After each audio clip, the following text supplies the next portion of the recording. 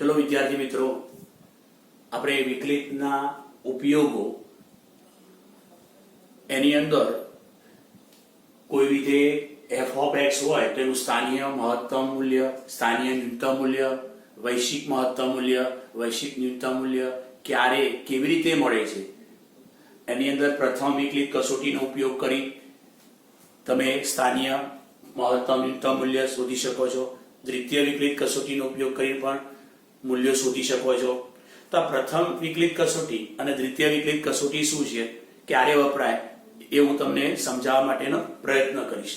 Okay, બીજા એક બે પોઈન્ટ એવા હશે કે ભાઈ આપણે નતિ બિંદુ, નિર્ણાયક સંખ્યા આ બે શબ્દો પણ આપણે જોવા મળે છે। તો આ બંને વ્યાખ્યાઓ શું છે, એ શબ્દો શું છે, એ બે શબ્દો સમજાવવા માટે પ્રયત્ન કરીશું। ચલો ત્યારે મારી જોડે સૌથી પહેલા તો આપણે લખીશું નતિ બિંદુ। હવે આને નતિ બિંદુ કહો, આને નતિ બિંદુ કહો અથવા નીતિ બિંદુ કહો, બંને વસ્તુ એક જ છે। નતિ બિંદુ કહો અથવા નીતિ બિંદુ કહો, બરાબર। કેટલીક ટેક્સ્ટબુક ની અંદર તમને નતિ બિંદુ લખ્યું છે, કેટલીક ટેક્સ્ટબુકમાં નીતિ બિંદુ લખ્યું હશે। ઓકે, પણ આ નતિ બિંદુ શું છે એ પહેલા આપણે પોઈન્ટ સમજી લઈએ। તો આપણી જોડે f' c બરાબર 0 થાય તેવો ઘટક x બરાબર c છે, પરંતુ x બરાબર c આગળ સ્થાનીય ન્યૂનતમ કે સ્થાનીય મહત્તમ મૂલ્ય મળતું નથી। તો x બરાબર c ઘટકને નતિ બિંદુ કહે છે, નતિ બિંદુ કહે છે। તો આ નતિ બિંદુની વ્યાખ્યા થઈ। નતિ બિંદુ એટલે શું? તો આપણે કોઈ વખત MCQ ની અંદર આ શબ્દ પર MCQ પૂછાય છે ત્યારે આપણે અડચણરૂપ ન રહીએ એ માટે ખાસ છે। તો શું કહેવાય કે કોઈ ફંક્શન તમારી જોડે f of x f of x કોઈ વિધેય આપ્યું છે તમને f of x, ઓકે, તો એનું તમે વિકલન કરો અને એ વિકલન 0 થાય એવો x બરાબર c ઘટક શોધો। x બરાબર c ઘટક શોધો કે જ્યાં આગળ વિકલન 0 થતું હોય, જ્યાં આગળ વિકલન 0 થતું હોય એવો x બરાબર c ઘટક શોધી કાઢો। હવે જો x બરાબર c આગળ વિધેય f ની મહત્તમ કે ન્યૂનતમ સ્થાનીય કિંમત મળતી ન હોય, એટલે કે સ્થાનીય મહત્તમ કિંમત કે સ્થાનીય ન્યૂનતમ કિંમત ન મળતી હોય તો આ x બરાબર c ને આપણે શું કહીશું? નતિ બિંદુ કહીશું અથવા નીતિ બિંદુ કહીશું। ઓકે, આ પોઈન્ટ ક્લિયર થઈ ગયો। હવે બીજો થિયરિકલ વ્યાખ્યા લઈએ કે નિર્ણાયક સંખ્યા।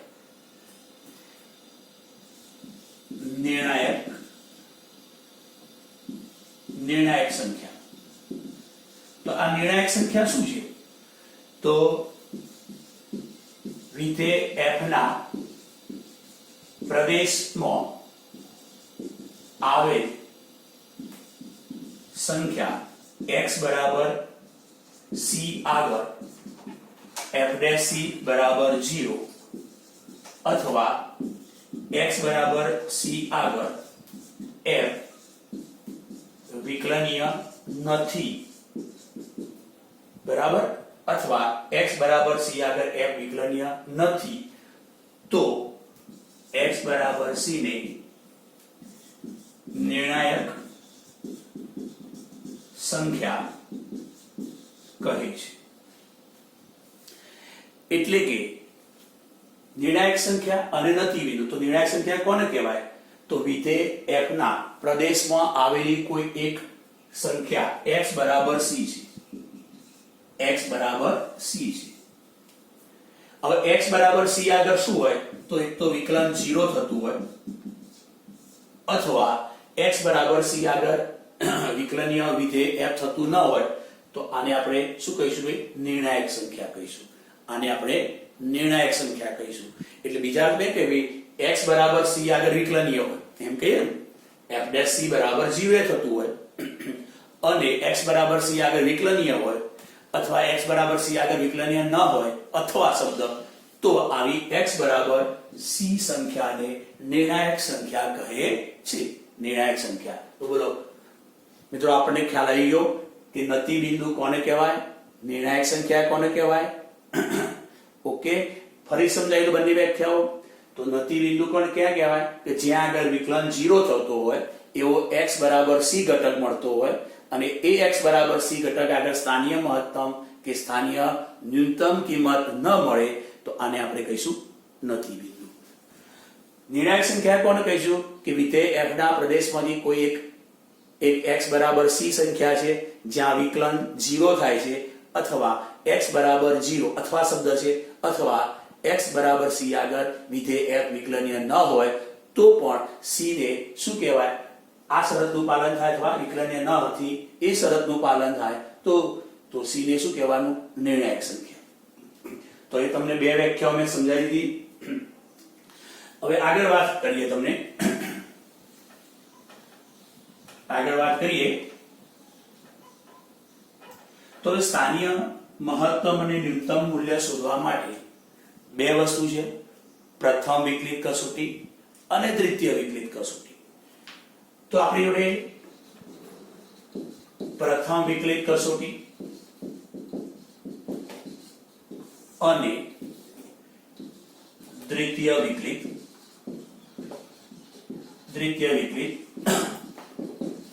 કસોટી. ઓકે, તો આપણી જોડે પ્રથમ વિકલિત કસોટી અને દ્વિતીય વિકલિત કસોટી. તો જો આપણે પ્રથમ વિકલિત કસોટીમાં તો આપણે f' બરાબર 0 થાય તેવો x બરાબર c ઘટક શોધતા. f' બરાબર 0 થાય એવો આપણે c ઘટક શોધીશું. હવે આ c ઘટક એ આપણા જોડે કોઈ અંતરાલ ab ની અંદર છે એવું આપણે સમજી લઈએ કે અંતરાલ ab ની અંદર છે. હવે f' બરાબર 0 થાય તેવો x બરાબર c ઘટક શોધતા. હવે તમે જાણો કે ભાઈ જો આલેખ આમ દોરવામાં આવે તો અહીંયા એમ કહી શકીએ, સમજવા માટે આપણે લઈએ કે આલેખ આમ દોર્યું છે તો અહીંયા વિકલન શું થશે કે ભાઈ અહીંયા વિકલન 0 થશે અને આ રહ્યો આપણો x બરાબર c ઘટક, ત્યાં આગળ વિકલન 0 થશે. ઓકે, કે ભાઈ x બરાબર c આગળ વિકલન 0 થાય છે અને આવો આલેખ મળશે તો શું કહે છે ભાઈ x બરાબર c આગળ મહત્તમ મૂલ્ય મળે છે. x બરાબર c આગળ મહત્તમ કયું પણ સ્થાનીય મહત્તમ મૂલ્ય મળે છે. તો તમે જુઓ કે અહીંયા આલેખ વધતું વિધેય છે, આ વધતું વિધેય છે, અહીંયા કેવું વિધેય છે ભાઈ, આ વધતું વિધેય છે, માટે અહીંયા વિકલન ધન હોય, પછી અહીંયા ઘટતું વિધેય થયું માટે અહીંયા વિકલન ઋણ થયું, f' < 0 થયું. ઓકે, તો તમે જોઈ શકો છો કે અહીંયા x બરાબર c આગળ વિકલન 0 થાય છે, પછી અહીંયા વિધેય વધતું વિધેય તો વિકલન ધન હોય, પછી આલેખ નીચે ઉતરે છે ભાઈ, આલેખ નીચે ઉતરે છે એટલે આ ઘટતું વિધેય થયું માટે વિકલન ઋણ હોય.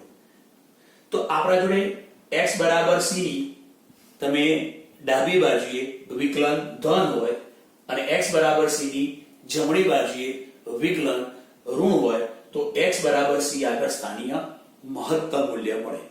એટલે આપણે એમ કહીશું કે x બરાબર c માટે તો x belongs to તો અહીંયા c minus delta plus c, આ બાજુ x બરાબર c, ધારો કે આપણે આ c ઘટક છે, આ એની ડાબી સાઈડ, આ જમણી સાઈડ, આ બાજુ કોઈ ડેલ્ટા લંબાઈ ઉમેરી દઈએ, આ બાજુ ડેલ્ટા લંબાઈ ઉમેરી એટલે c પ્લસ ડેલ્ટા થાય, આ બાજુ ડેલ્ટા લંબાઈ બાદ કરીશું c માઈનસ ડેલ્ટા થાય. તો આપણે આ વસ્તુની વાત કરીએ છીએ, જોઈ લો કે c માઈનસ ડેલ્ટા થી c ની વચ્ચે અહીંથી આપણે x પસંદ કરીએ અને વિકલન જો વિકલન f' x greater than 0 f dash x greater than 0 અને આ બાજુના ભાગમાં એટલે કે x belongs to c થી c plus delta તો f dash x બોલો less than 0 એટલે કે અહીંયા c ની ડાબી બાજુએ વિકલન આપણને ધન મળતું હોય, c ની જમણી બાજુએ વિકલન ઋણ મળતું હોય તો આપણે કહીશું કે ભાઈ x બરાબર c આગળ, તો x બરાબર c આગળ સ્થાનીય મહત્તમ મૂલ્ય મળે, સ્થાનીય મહત્તમ મૂલ્ય મળે એટલે કે c ની આ બાજુ વિકલન જોઈ લો શું છે, આ બાજુ વિકલન ધન અને આ બાજુ વિકલન ધન થશે એટલે આલેખ ઉપર જશે, એટલે વધતું વિધેય વિકલન ધન છે, આલેખ નીચે જશે, ઘટતું વિધેય f dash ઋણ, તો c આગળ સ્થાનીય મહત્તમ મૂલ્ય મળશે. ઓકે, હવે જો એટલે આપણે બીજું અવધારો કે આપણે આલેખ આમ આવ્યો તો અહીંયા જાણીએ છીએ કે આ x બરાબર c ઘટક છે, ત્યાં આગળ વિકલન 0 થશે, જ્યાં આગળ વિકલન 0 છે, જ્યાં આગળ વિકલન 0 એટલે આ સ્પર્શક બને, સ્પર્શકનો ઢાળ 0 થઈ જાય, ખ્યાલ આવ્યો? સ્પર્શકનો ઢાળ એટલા માટે હું દોર્યું છે. હવે તમે જુઓ કે આ ડાબી સાઈડ છે તો અહીંયા આલેખ નીચે ઉતરે છે એટલે આ ઘટતું વિધેય થાય છે, અને ઘટતું વિધેય તો તમે ભણ્યા છો કે વિકલન ઋણ થાય f dash x less than 0. પછી અહીંયા આલેખ ઉપર જશે એટલે વધતું વિધેય થયું, આ વધતું વિધેય થયું તો અહીંયા વિકલન શું થશે? વિકલન ધન થશે. તો જ્યારે આલેખ નીચે ઉતરે બરાબર પાછો ઉપર જતો રહે છે તો x બરાબર c આગળ તમને સ્થાનીય ન્યૂનતમ કિંમત મળશે. હવે આલેખ નીચે ઉતરે એટલે ઘટતું વિધેય એટલે આ બાજુ વિકલન ઋણ થાય અને આ બાજુ વિકલન ધન થાય, તો મતલબ x બરાબર c આગળ આપણને સ્થાનીય ન્યૂનતમ કિંમત મળશે. તો ચલો x બરાબર c માટે x belongs to c minus delta થી c ની વચ્ચે એટલે કે આ ડાબી બાજુએ વિકલન less than 0 થાય, આ બાજુ વિકલન ઋણ થાય અને x belongs to c plus delta તો વિકલન આ બાજુ આ જમણી સાઈડે c ની જમણી સાઈડે આ c છે, c ની જમણી સાઈડે વિકલન ધન થાય તો x બરાબર c આગળ સ્થાનીય ન્યૂનતમ મૂલ્ય મળે. તો આપણે આ પ્રથમ વિકલિત કસોટી થઈ. તો પ્રથમ વિકલિત કસોટીમાં શું કરવાનું? તો હવે યાદ રાખો, તો પહેલા આપણે વિધેય f of x હોય એનું વિકલન લઈ લો અને જ્યાં આગળ સ્થાનીય મહત્તમ મૂલ્ય મળતું હશે કે સ્થાનીય ન્યૂનતમ મૂલ્ય મળતું હશે ત્યાં આગળ હંમેશા વિકલન 0 થાય, એટલે આપણે શું કરવાનું? f dash x બરાબર 0 લઈ લેવાનું. હવે f dash x બરાબર 0 લેશો તો એવો કયો ઘટક છે જ્યાં આગળ વિકલન 0 થાય છે? ધારો કે x બરાબર c. હવે x બરાબર c ઘટક માટે આપણે પ્રથમ વિકલિત કસોટીનો ઉપયોગ કરીશું તો આપણને શું મળશે કે ભાઈ આ c ઘટક છે, આ એની ડાબી સાઈડ, આ જમણી સાઈડ, આ બાજુનું અંતર, આ બાજુ લંબાઈ ડેલ્ટા લંબાઈ બાદ કરો, આ અંતરાલ થયો, આમાં ડેલ્ટા લંબાઈ ઉમેરો, આ અંતરાલ. એટલે જો આ ભાગમાં એટલે આપણે આની વાત કરી, આ ભાગમાં વિકલન ધન થાય અને આ ભાગનો વિકલન ઋણ થાય તો આપણે આલેખ દોરવા જાઓ કે આ ભાગમાં ધન થાય છે એટલે આલેખ આમ દોરશો, ધન થાય એટલે હંમેશા ઉપર વધતું વિધેય અને પછી ઋણ થાય એટલે આલેખ આમ નીચે આવશે તો અહીંયા કિંમત મળશે, તો એ મહત્તમ કિંમત મળશે.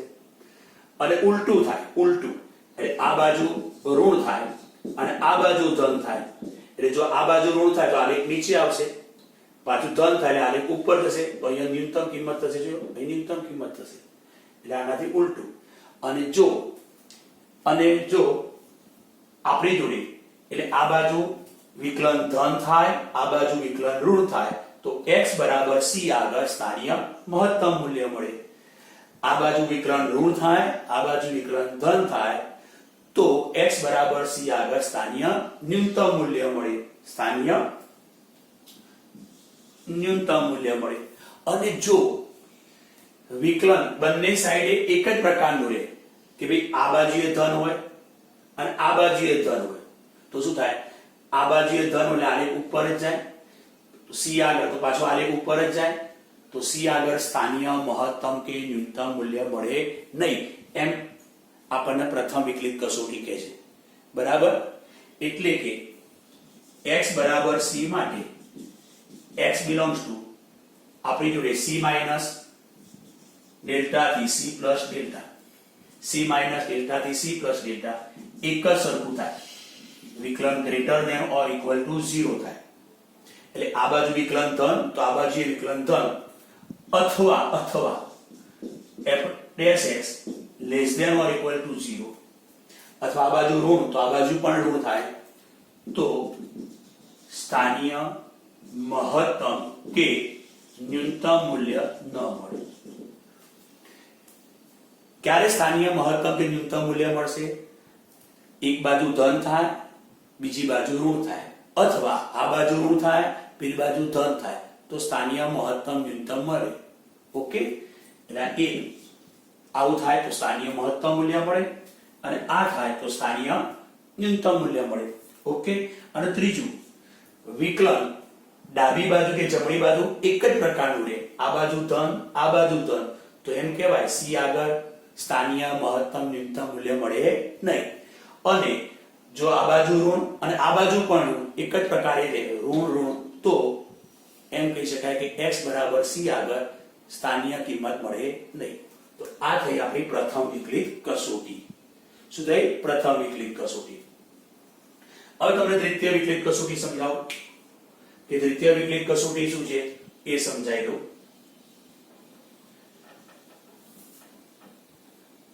તો દ્વિતીય વિકલિત કસોટીમાં કે ભાઈ f dash x બરાબર 0 થાય તેઓ x બરાબર c ઘટક શોધો. દ્વિતીય વિકલિત કસોટી દ્વિતીય વિકલનનો ઉપયોગ કરવો પડશે, અને પ્રથમ વિકલિત કસોટી એટલે પ્રથમ વિકલન પરથી જ જવાબ આપી દેવાનો છે. પ્રથમ વિકલન પરથી જ જવાબ આપવાનો છે, અને દ્વિતીય વિકલિત કસોટીમાં દ્વિતીય વિકલનનો ઉપયોગ કરવો પડશે. ઓકે? તો f dash x બરાબર 0 થાય હવે x બરાબર c ઘટક શોધો. 1 f ડબલ ડેશ જો દ્વિતીય વિકલન x બરાબર c આગળ ગ્રેટર ધેન 0 તો f ને સ્થાનીય ન્યૂનતમ મૂલ્ય મળે. f ને સ્થાનીય ન્યૂનતમ મૂલ્ય મળે. સેકન્ડ, જો દ્વિતીય વિકલન x બરાબર c આગળ દ્વિતીય વિકલન લેસ ધેન 0 તો f ને સ્થાનીય મહત્તમ મૂલ્ય મળે. સ્થાનીય મહત્તમ મૂલ્ય મળે. આ જો x આ ગ્રેટર ધેન 0 તો સ્થાનીય ન્યૂનતમ મૂલ્ય મળે. અહીં આ પ્રકારે શરતનું પાલન થાય સ્થાનીય મહત્તમ મૂલ્ય મળે. તો જ્યારે સ્થાનીય ન્યૂનતમ મૂલ્ય મળતું હોય ને ત્યારે દ્વિતીય વિકલન આખું દ્વિતીય વિકલન કેવું થાય? ઋણ થાય. એટલે જ્યારે કોઈ પણ નું દ્વિતીય વિકલન ઋણ થાય ને એટલે આકાર હંમેશા નીચે આવે. આવું સમજવા જોઈએ. જ્યારે તમારા આલેખ દોરવાનું થાય તો દ્વિતીય વિકલન એટલે શું? તો જ્યારે દ્વિતીય વિકલન ઋણ થતું હોય તે આલેખ નીચે તરફ આમ વળતો હોય, આવા પ્રકારનું વળતો હોય. આમાં દ્વિતીય વિકલન ઋણ થતું હોય. f double dash x less than 0 દ્વિતીય વિકલન ઋણ થતું હોય. બરાબર? ઓકે? ઊંધું દોઈને ઊંધું દ્વિતીય વિકલન આ મહત્તમ થતું હોય. આ f double dash x greater than 0 તારે આલેખ આમ જતો હોય. એટલા ભાગની અંદર આ ભાગની અંદર આલેખ આમ જતો હોય. ખ્યાલ આવી ગયો? અને અહીંયા અને બીજું, જો તમારું વિકલન ઋણ છે, વિકલન આપણા જોડે ધન છે. ઓકે? મારું ઊંધું કામ થઈ ગયું બોલવામાં. એક જ મિનિટ બોલવામાં ઊંધું થઈ ગયું છે. એક જ મિનિટ. જો આપણી જોડે એક જ વસ્તુ આમ લો તો શું થશે બેટા? આમ લો તો શું છે? અહીંયા મહત્તમ મૂલ્ય મળશે. મહત્તમ મૂલ્ય મળશે તો વિકલન શું હશે બેટા? ઋણ હશે. એટલે ઋણ હશે વિકલન. એટલે જ્યારે વિકલન કયું વિકલન? દ્વિતીય વિકલન બેટા. કયું વિકલન? દ્વિતીય વિકલન. તો જ્યારે કોઈ પણ વિધેયનું દ્વિતીય વિકલન કરીએ અને જો આપણને ઋણ ખબર પડે તો આલેખની વૃત્તિ ખબર પડે કે આલેખ ઉપરની તરફ જઈ આમ નીચે આવશે. ઓકે? અને આપણે આમ જઈશું તો અહીંયા શું મળશે? ન્યૂનતમ કિંમત મળશે. અને અહીં ન્યૂનતમ કિંમત મળશે તો આપણા જોડે ન્યૂનતમ કિંમત મળશે તો આ શું થશે કે બેટા? f ડબલ ડેશ x આપણા જોડે ગ્રેટર ધેન 0 થશે. તો જ્યારે દ્વિતીય વિકલન ધન હશે ત્યારે એનો આકાર આમ નીચેની તરફ હશે, કરો આમ નીચે તરફ. એટલે વિધેયનું વૃત્તિ કેવી હશે? આમ આ પ્રકારનું. ઓકે, એટલે એનું આમ હશે. સામો જો તમારું દ્વિતીય વિકલન લેસ ધેન 0 ઋણ હોય તો આવો વિધેયનો આકાર આમ રહેશે, અને ગ્રેટર ધેન 0 છે તો વિધેયનો આકાર આમ છે. આપણે સમજવા માટે આ દ્વિતીય વિકલિત કસોટીમાં નથી, તમારે તો આ સમજાવવા તમે ખાલી કે આપણે આલેખ દોરવા હોય. કારણ કે આનો ઉપયોગ ક્યાં થશે? પ્રથમ દ્વિતીય વિકલિત કસોટીના ઉપયોગ કરી તમે જે આગળ સ્થાનીય મહત્તમ ન્યૂનતમ મૂલ્ય મેળવો તો એનાથી શું ફાયદો એ આપણને જરૂરી હોય. તો આનાથી આપણે આલેખ દોરી શકીએ. કોઈ પણ વિધેયનો આલેખ કેવો હશે એ દોરવા માટે આ વસ્તુ આપણને હેલ્પફુલ થાય છે. અને આલેખ દોરાઈ જાય પછી તો એ વિધેય વિશે આપણે ઘણું બધું કહી શકીએ છીએ. બરાબર, સતત, વિકલનીય, ક્ષેત્રફળમાં તેનો ઉપયોગ કરી શકીએ, બધું ઘણું બધું કહી શકીએ છીએ. ઓકે, તો ચલો તો આપણે શું કરીશું દ્વિતીય વિકલિત કસોટીમાં કે પહેલા f' બરાબર 0 થાય એવો x બરાબર c ઘટક શોધીશું. અને એ c ઘટક આગળ દ્વિતીય વિકલન જો ધન થાય તો f ને x બરાબર c આગળ સ્થાનીય ન્યૂનતમ મૂલ્ય મળે છે. જો x બરાબર c આગળ દ્વિતીય વિકલન લેસ ધેન 0 થાય તો f ને x બરાબર c આગળ આપણને સ્થાનીય ન્યૂનતમ મૂલ્ય મળે છે. હવે જો અને ત્રીજું, હવે દ્વિતીય વિકલન x બરાબર c આગળ 0 થાય તો શું થાય? તો દ્વિતીય વિકલિત કસોટી નિષ્ફળ જાય છે. દ્વિતીય વિકલિત કસોટી ભાઈ નિષ્ફળ જાય એમ કહેવાય. એટલે જો દ્વિતીય વિકલિત કસોટી દ્વિતીય વિકલન ધન થાય અથવા ઋણ થાય તો જ આપણે ન્યૂનતમ કે મહત્તમ મૂલ્ય મળશે એવું કહી શકીએ. પણ જો દ્વિતીય વિકલન 0 થઈ ગયું તો દ્વિતીય વિકલિત કસોટી નિષ્ફળ ગઈ. તો પછી દ્વિતીય વિકલિત કસોટી તમને એમ નહીં કે x બરાબર c આગળ મહત્તમ મૂલ્ય મળશે કે ન્યૂનતમ મૂલ્ય મળશે અથવા નહીં મળે એ સ્પષ્ટતા નહીં કરે. તો અહીંયા શું થશે કે કોઈ x બરાબર c ઘટક આગળ દ્વિતીય વિકલન ધારો કે 0 થઈ ગયું. ઓકે, તો તમારે એમ ના કહેવાય કે સ્થાનીય મહત્તમ કે ન્યૂનતમ મૂલ્ય નહીં મળે ખરો અથવા ન પણ મળે. બરાબર છે. તો આ અહીંયા દ્વિતીય વિકલિત કસોટીની એક લિમિટેશન છે કે કોઈ ઘટક આગળ દ્વિતીય વિકલન 0 થાય છે તો પોતે નિષ્ફળ જાય છે. નિષ્ફળ જાય છે મતલબ એ ઘટક x બરાબર c આગળ કે નહીં મળે એ કઈ સ્પષ્ટ કહી શકશે નહીં. એટલે પાછું તમારે ક્યાં જતું રહેવું પડે? પ્રથમ વિકલિત કસોટી. તો પ્રથમ વિકલિત કસોટી તમને સ્પષ્ટ કહી દેશે કે ભાઈ આ ઘટક આગળ સ્થાનીય મહત્તમ મૂલ્ય મળશે, આ ઘટક આગળ સ્થાનીય મહત્તમ ન્યૂનતમ મૂલ્ય મળશે અથવા મહત્તમ ન્યૂનતમ મૂલ્ય નહીં મળે એવું સ્પષ્ટ કહી દેશે. આમાં તમને શું થશે? જ્યારે દ્વિતીય વિકલન 0 થશે ત્યારે એ x બરાબર c ઘટક આગળ સમજી લેજો x બરાબર c આગળ સ્થાનીય મહત્તમ મૂલ્ય મળે ખરું ન પણ મળે ખરું મળે ખરું ના મળે તો આપણે એટલા માટે કહ્યું દ્વિતીય વિકલિત કસોટી નિષ્ફળ ગઈ એમ કહી શકીશું. એટલે સૌથી વધુ ભરોસાપાત્ર કોણ છે? પ્રથમ વિકલિત કસોટી છે બેટા. કઈ કસોટી છે? પ્રથમ વિકલિત કસોટી. ક્લિયર? હવે કોઈ દાખલો ગણતા ગયા અને f ડબલ ડેશ દ્વિતીય વિકલન x બરાબર c આગળ 0 થઈ ગયું તો તમારે ત્યાં લખવાનું કે x બરાબર c આગળ સ્થાનીય મહત્તમ કિંમત કે ન્યૂનતમ મૂલ્ય કિંમત મળે ખરી ન પણ મળે, પણ અહીં દ્વિતીય વિકલિત કસોટી નિષ્ફળ ગઈ માટે આપણે પ્રથમ વિકલિત કસોટીથી ચકાસીશું. એમ કરી પછી આમ જ જતું રહેવું પડે. ખ્યાલ આવી ગયો બેટા? ઓકે, જ્યાં સુધી દ્વિતીય વિકલન ધન ઋણ થશે ત્યાં સુધી વાંધો નથી. જો ધન થશે તો 100% ગેરંટી સ્થાનીય ન્યૂનતમ મૂલ્ય મળે છે એમ કહી શકાય છે. દ્વિતીય વિકલન લેસ ધેન 0 થશે તો સ્થાનીય ન્યૂનતમ મૂલ્ય મળે 100% કહી શકાશે. પણ x બરાબર c આગળ દ્વિતીય વિકલન 0 થશે તો 100% શું થશે એવું કહી શકાશે નહીં. ઓકે, એટલા માટે પછી આપણે પ્રથમ વિકલિત કસોટીનો ઉપયોગ કરવો પડે. બોલો, સૌથી પહેલા તમને મેં સમજાયો નતિ બિંદુ એટલે શું, નિર્ણાયક સંખ્યા એટલે શું? Clear point. અને પ્રથમ વિકલિત કસોટી અને દ્વિતીય વિકલિત કસોટી એટલે શું સમજાય.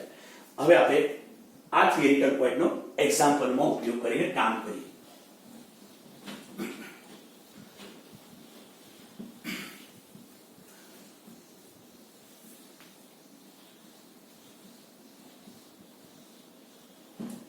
તો જો હવે આપણે એક એક્ઝામ્પલ લઈએ છીએ કે ભાઈ f of x બરાબર x3 minus 6x² વત્તા 9x વત્તા 15 ના સ્થાનીય મહત્તમ અને ન્યૂનતમ મૂલ્યો મેળવો. સ્થાનીય મહત્તમ અને ન્યૂનતમ મૂલ્યો મેળવો. તો હવે આપણે જોડે ચલો પહેલા વિકલન કરી નાખીએ. x3 નું 3x², અહીંયા 6 દુ 12x, 9x નું 9 અને 15 નું 0. હું સૌથી પહેલા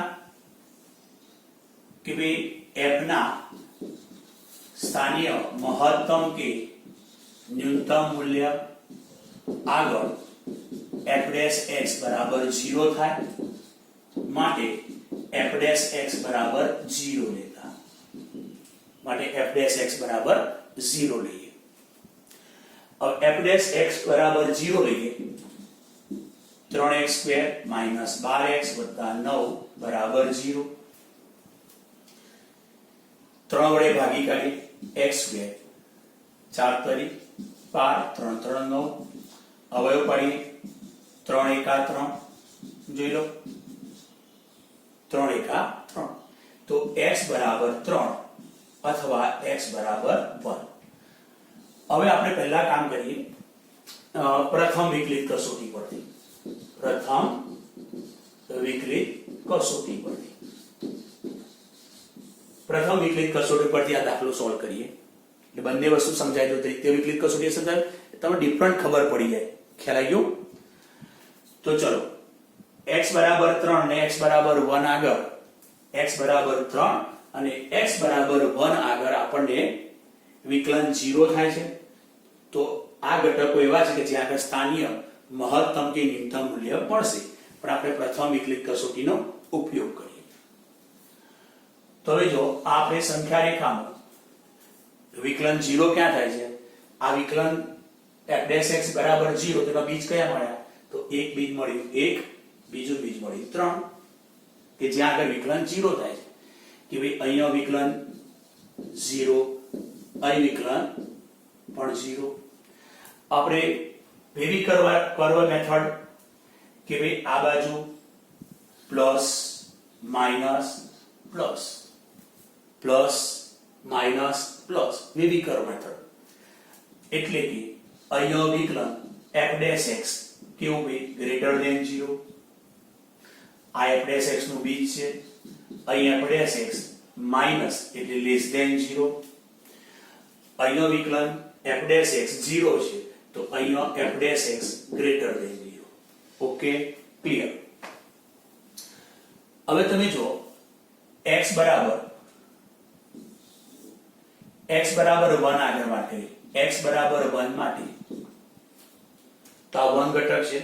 1 ની આ જમણી સાઈડ ના ડાબી સાઈડ હું દોરવા માટે પી આ 1 આ ડાબી જમણી તો આ 1 છે તો આ બાજુ c માઈનસ ડેલ્ટા એટલે કે 1 માઈનસ ડેલ્ટા અને આ બાજુ 1 પ્લસ ડેલ્ટા. આ બાજુ કોઈ ડેલ્ટા લંબાઈ ઉમેરી અને આ બાજુ ડેલ્ટા લંબાઈ બાદ કરી તો x belongs to 1 minus delta 1 plus delta. તો શું થાય છે કે આ બાજુ વિકલન ગ્રેટર ધેન 0 તથા 1 minus ડેલ્ટા થી આપણે 1 સુધી અને 1 થી 1 plus ડેલ્ટા. તો 1 થી 1 plus ડેલ્ટા એટલે 1 ની આ બાજુ એટલે 1 ની 1 minus ડેલ્ટા આ બાજુ વિકલન ધન આ બાજુ વિકલન ઋણ છે f' x less than 0.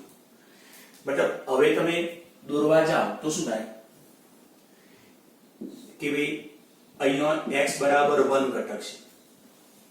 આ બાજુ વિકલન ધન છે એટલે આલેખ ક્યાં જશે ભાઈ? આલેખ જો ઉપર જશે વિકલન ધન છે અને પછી આ બાજુ વિકલન ઋણ થઈ જાય છે. એટલે પહેલા વિકલન ધન એટલે આલેખ ઉપર જાય છે, પછી આલેખ નીચે જાય છે. તો x બરાબર 1 આગળ શું મળશે ભાઈ? બોલો, મહત્તમ મૂલ્ય. મહત્તમ મૂલ્ય તો આપણે એમ કહીશું કે ભાઈ x બરાબર 1 આગળ સ્થાનીય મહત્તમ મૂલ્ય મળે. હવે કેટલું મહત્તમ મૂલ્ય મળે? તો મૂલ્ય શોધો. x બરાબર 1 એટલે આપણે y શોધવાનું. આ f ઓફ x એટલે y કહેવાય કે ભાઈ x આમ 1 હશે ત્યાં આગળ આપણને સ્થાનીય મહત્તમ મૂલ્ય મળશે. તો y આમ શોધીએ તો x ની જગ્યાએ 1 મૂકો, -6 9 15. ઓકે, તો ચલો આપણી જોડે 9 ને 10, 10 માંથી 6 એટલે 4 અને 15 ને 4 19 જે સ્થાનીય મહત્તમ મૂલ્ય છે. સ્થાનીય મહત્તમ મૂલ્ય છે.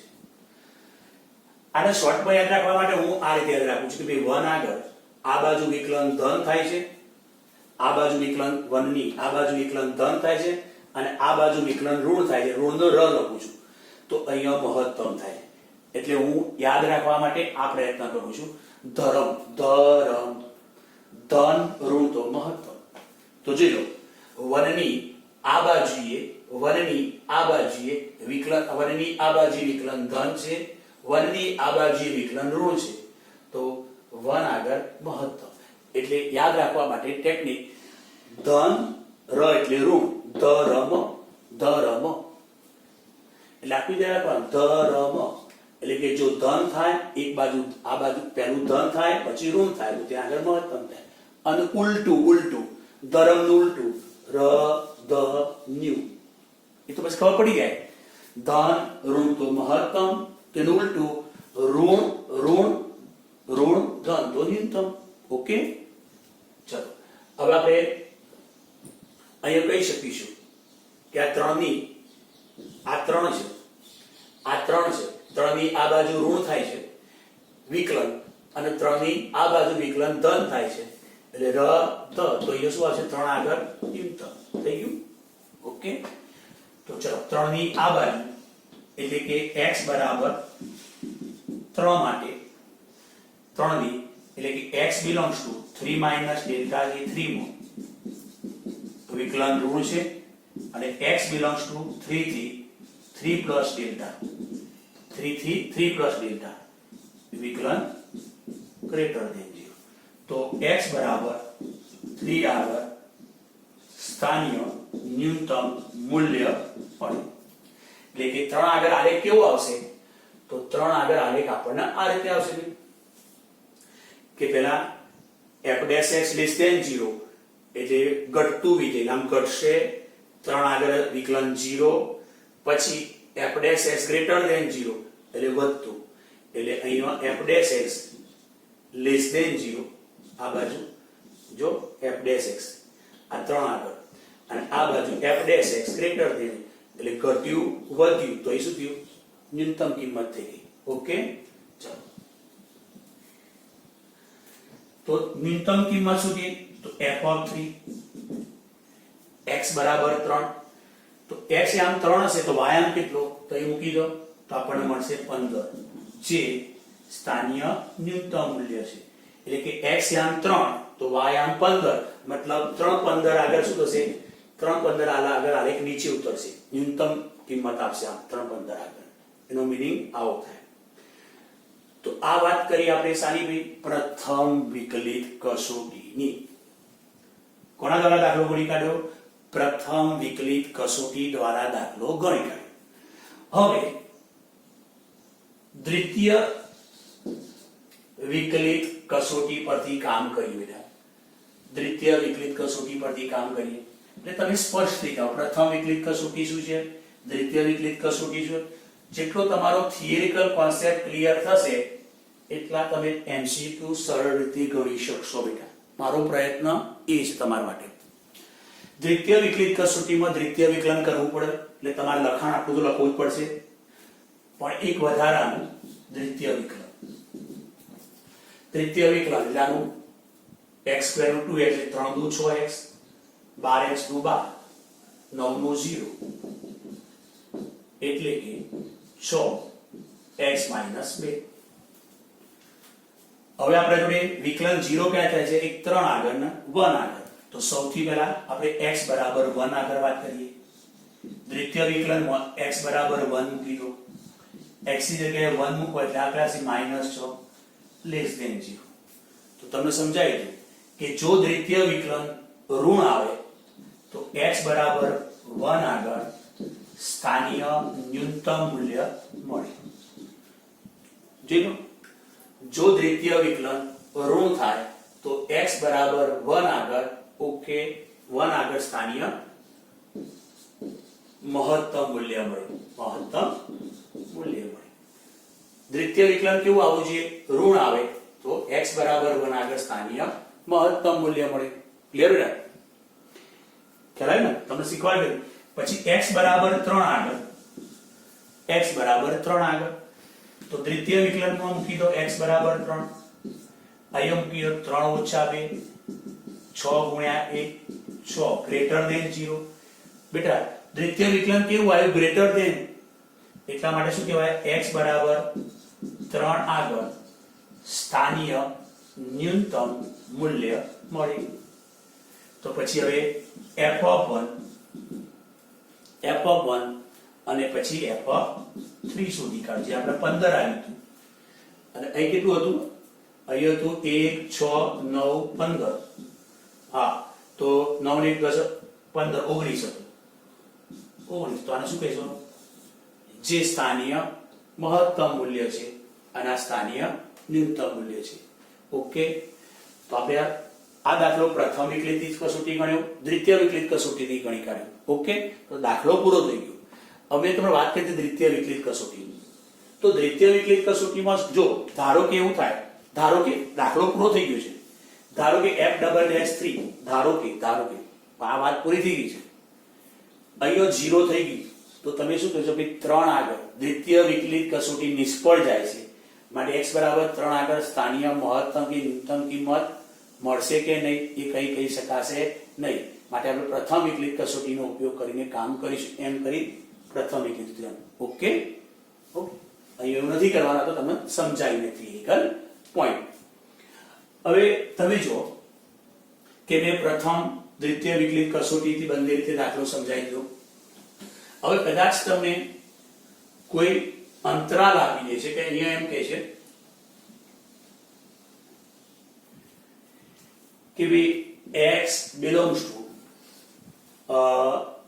તમારા જોડે 0 થી 6. તો આવો સમૃદ્ધ અંતરાલ આપશે તો તમને શબ્દ શું આપે છે? વૈશ્વિક મહત્તમ અને ન્યૂનતમ મૂલ્યો શોધો. દાખલો થોડો આવું પૂછશે કે વૈશ્વિક મહત્તમ અને વૈશ્વિક ન્યૂનતમ મૂલ્ય શોધો. તો આપણે શું કરવાના આ દાખલાની અંદર? ફરીથી કે ભાઈ f(x) છે, f'(x) છે, પછી f'(x) બરાબર 0 થાય એવા x ઘટકો શોધો. જે આપણે 1 અને 3 શોધ્યા. 1 અને 3 શોધ્યા. તો હવે જ્યારે આપણને આવો સમૃદ્ધ અંતરાલ આપ્યો હશે ત્યારે આપણે કહે છે વૈશ્વિક મહત્તમ અને વૈશ્વિક ન્યૂનતમ મૂલ્યો શોધો. તો આપણે શું કરવાનું? એક તો 1 ની વેલ્યુ શોધવાની, એક 3 ની વેલ્યુ શોધવાની. આપણે શોધી હતી 1 ની 19 અને આની 15 આવી હતી. પછી 0 ની વેલ્યુ શોધો, 6 ની વેલ્યુ શોધો અને પછી વૈશ્વિક મહત્તમ મૂલ્ય એટલે કે મેક્સિમમ f(1), f(3), f(0) અને f(6). આ ચારમાંથી જે મૂલ્ય સૌથી મોટું હોય એને વૈશ્વિક મહત્તમ મૂલ્ય તરીકે જવાબ લઈ લો. અને વૈશ્વિક ન્યૂનતમ મૂલ્ય એટલે કે મિનિમમ તો f(1), f(3), f(0) અને f(6) એમાંથી જે મિનિમમ હોય એને વૈશ્વિક ન્યૂનતમ તરીકે લઈ લો. તો આપણે 1 2 3 4 આ ચાર ઘટકોની વેલ્યુ શોધીએ છીએ. એમાં જે મોટી કિંમત આવે એને વૈશ્વિક મહત્તમ મૂલ્ય તરીકે લો અને જે નાનામાં નાની કિંમત આવે એને વૈશ્વિક ન્યૂનતમ મૂલ્ય તરીકે લઈ લેવું. ઓકે. તો આ રીતે આપણે કામ કરવાનું છે. તો જો મિત્રો તમને સ્થાનીય મહત્તમ, સ્થાનીય ન્યૂનતમ કિંમત શું છે એ મેં તમને સમજાવી દીધું. બીજું કે પ્રથમ વિકલિત કસોટી, દ્વિતીય વિકલિત કસોટી શું છે, નતિ બિંદુ શું છે, નિર્ણાયક સંખ્યા શું છે એ પણ સમજાવી દીધું. હવે જો આનો આલેખમાં કેવી રીતે આપણને મદદરૂપ થાય છે, આલેખ દોરવામાં મદદરૂપ કેવી રીતે થાય છે એ મહત્વની વસ્તુ છે. તમે શું કરશો કે ભાઈ વિકલિતના ઉપયોગો, એની અંદર સ્વાધ્યાય આપ્યો હશે, દાખલાઓ બધા ગણશો, એમસીક્યુ ગણશો, પણ એનો મીનિંગ શું, ઉપયોગ શું, તો આલેખ દોરવા માટે કે ભાઈ આ f of x એટલે y x1 6x² + 9x + 15 આ બહુપદી છે, દરેક બિંદુએ સતત અને વિકલનીય છે. તો આપણી જોડે જો એક તો આપણે જોયું કે x બરાબર 1 આગળ વેલ્યુ કેટલી આવી? 19. એટલે આપણે કહીએ ભાઈ 1 19. પછી 3 આગળ કેટલી વેલ્યુ આવી? 3 આગળ કેટલી વેલ્યુ આવી? 15.